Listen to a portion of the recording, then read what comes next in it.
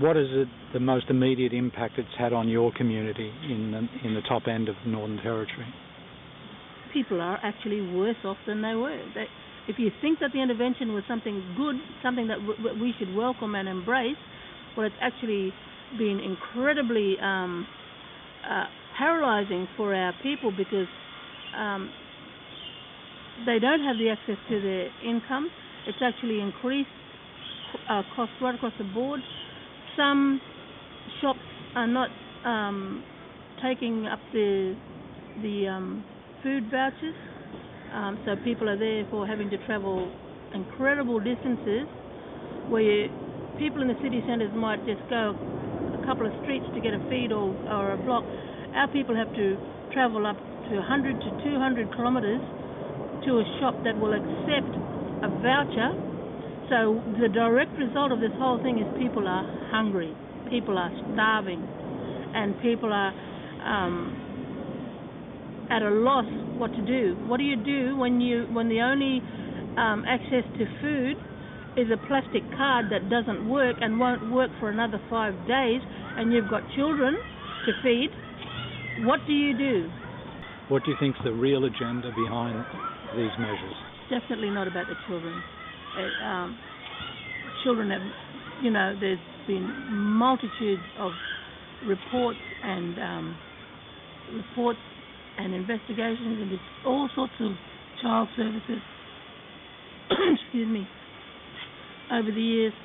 The NT government and the federal government know well and truly what the situation is in the communities, and they've known for decades, absolute decades, the situation. It's not about the children.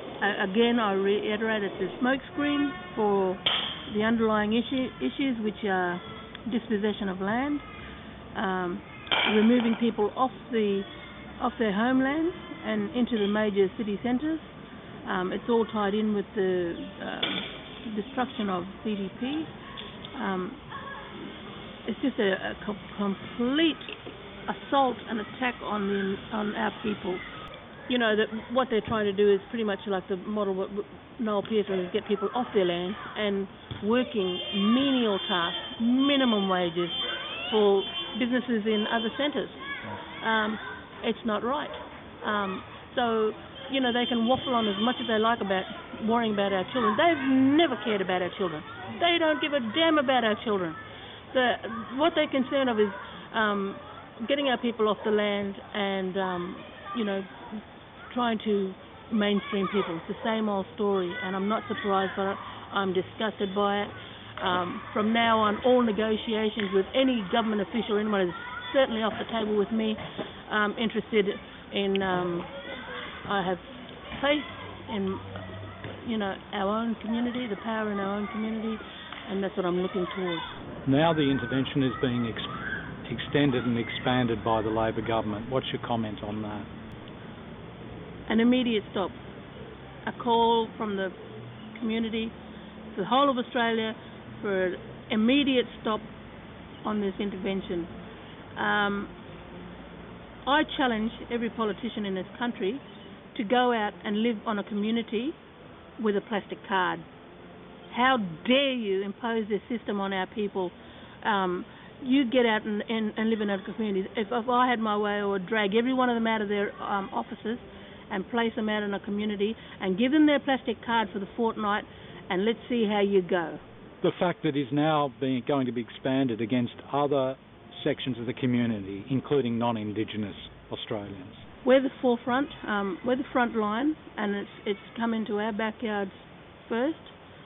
Ultimately, I believe, as with all things, the Aboriginal people are the political football, and we feel the brunt of every ridiculous political decision.